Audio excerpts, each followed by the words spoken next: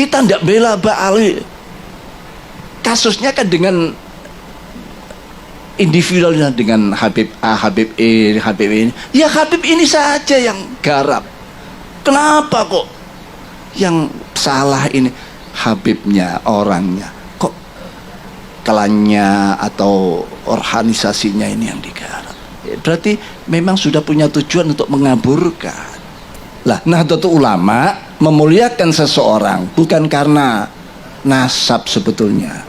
Nasab itu hanya sebagai tanda lambangnya, tapi keilmiahannya, keilmuannya dan ketakwaannya itu.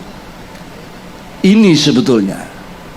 Jadi tidak membela sana, tidak membela sini sebetulnya. Hadirin hadirat rahimakumullah jami'an.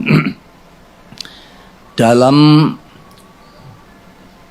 konon asasi Asy-Syaikh Hasyim Asy'ari antara lain menukil sabda Rasulullah sallallahu alaihi wasallam, antara lain bahkan mungkin ada di buku yang baru dicetak nanti yang akan dilonsing, Minal Mu'tamar ilal Mu'tamar,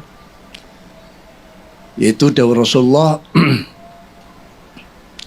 inna hadzal ilma dinun fanduru amman ta'khuduna dinakum. Al hadis. Juga ada riwayat inna baina yaday sa'ah kadzabin.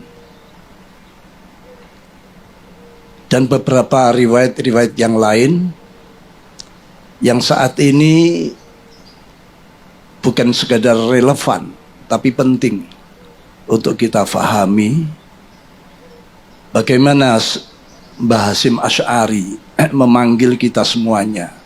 Fahalummu antum kullukum wa man tabi'akum minad du'afa minal fuqara wal aghniya wad du'afa wal aqwiya ila hadil jam'iyah al mubarakah al mausumah binahdlatil ulama fadkhuluha bil mahabbati wal widad wal ulfati wal ittihad wal ittisal bi arwahin wa ajsadin fa innaha jam'iyatu amanin wa adlin wa ihsanin wa islahin wa ihsanin ila akhirih. Beliau memanggil pada satu abad yang lewat, dimanggil semuanya, bahkan arwah kita yang belum lahir pada saat itu terpanggil dengan panggilan beliau. Ayo kesinilah semuanya, datanglah berbondong-bondong kalian nih para ulama dan santri-santri kalian, dengan membawa rasa mahabbah, cinta dan persatuan, ketertautan hati yang terdiri dari para fuqara dan aghnia, du'afa dan aqwiya, semuanya untuk menisbatkan diri pada Jam'iyah Nahdlatul Ulama yang mubarakah. Maksudnya tentu dengan arwah wal ittisal, menyatukan ruh perjuangan kita. Ini sepertinya kasyaf beliau melihat akhir-akhir nanti Nahdlatul Ulama walaupun sudah diakui sebagai jam'iyah yang terbesar bukan hanya di dunia tapi sampai akhirat. Buktinya teman-teman saudara kita yang sudah meninggal dunia tidak dicoret dari keanggotaannya.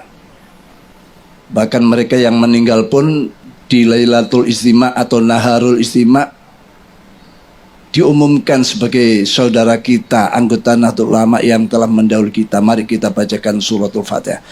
Mereka masih dianggap sebagai anggota, saudara dan anggota. Nah ini kalau dijumlah, ya, dunia dan akhirat sudah nyata. Dunia saja sudah diakui terbesar di dunia.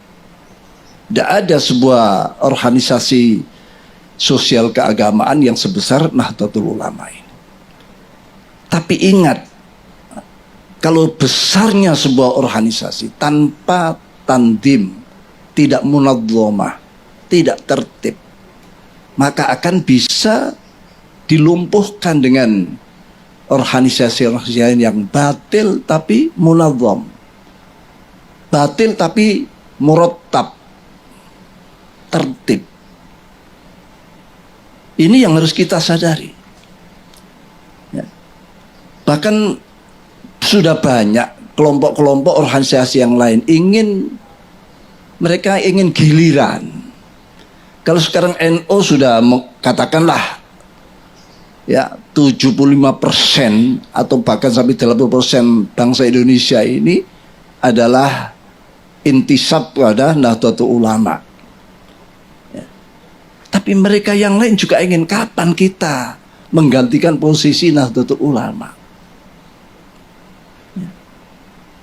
Ini bukan don saja, sudah upaya-upaya ke sana sudah banyak. Kalau kita ini mengabaikan ketertiban ADART kita, perkum kita, justru ini memberi jalan orang lain untuk masuk. Ya. Sudah berapa kali kita mendapatkan bertubi-tubi gangguan-gangguan, khususnya saat sekarang ini gaduhnya bab nasab antara dzurriyyah yang satu kelompok disebut Ba'alawi, yang satu kelompok disebut dzurriyyah Wali Songo, terutama ini. Kalau Gresik insya Allah aman-aman saja. Saya tidak melihat ini jadi sesuatu yang besar, ya, karena di sini juga para bagian muassis banyak, termasuk almarhum Kiai Burhan, ya. Ada putranya Kiai Khisni. Tapi di tempat lain bahkan sudah masuk ke cabang-cabang, dipengaruhi cabang-cabang agar mereka menolak Ba'alawi, menolak. Ya memang ada perbuatan salah pemicunya, ya. Tapi sebagai umat Islam kan tidak sampai seperti, apalagi warga Nahdien kan tidak sampai membesar-besarkan masalah. Apalagi itu hanya kelakuan ya 1-2 orang, saksiyah. Tapi yang dihantam adalah jam'iyahnya atau babonannya. Dan ini akan terus kalau tidak segera ada, ingat bagaimana mulai sejak Syekh Nawawi Al-Bantani yang memberikan semacam sinyal-sinyal akan perlunya lahirnya sebuah organisasi, lalu diperjelas oleh Syekhuna Khalil dengan mengirimkan surat Toha mulai ayat 17 sampai 23 disertai tongkat dan seutas tasbih. Ini isyarat kuat agar Syekh Al-Akbar Mbah Hasyim Asy'ari membentuk sebuah organisasi yang sakti mandraguna, yang seperti tongkatnya Nabiullah Musa alaihissalam. Sewaktu-waktu dibutuhkan dilempar berubah menjadi ular naga yang membasmi kebatilan, bid'ah, khurafat, ya, ketidakjujuran, ya, ketidakseimbangan dalam kehidupan. Kalau sudah dunia ini merata baik, sejahtera semua, ya, Silahkan menjadi tongkat kembali. Ya.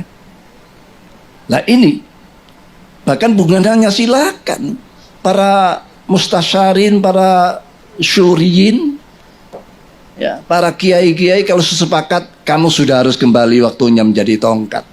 Jangan terus-terusan menjadi ular. Kalau sudah mereka beliau menyatakan waktunya kamu kembali, tugasmu sudah selesai, sudah tercapai. Ya tidak ada kata nanti, besok, langsung sami'na wa ata'na yang ada. Itu dulu. Kalau sekarang kalau ada perintah begitu, nanti dulu. Ya. Maunya dia ingin jadi ular terus, tidak mau kembali menjadi tongkat. Jadi ngulo terus. Nah, inilah sebuah suasana yang seperti itu. Bagaimana bisa kembali pada saat-saat ini? Para kiai, para hadirin hadirat punyai rahimakumullah jami'an.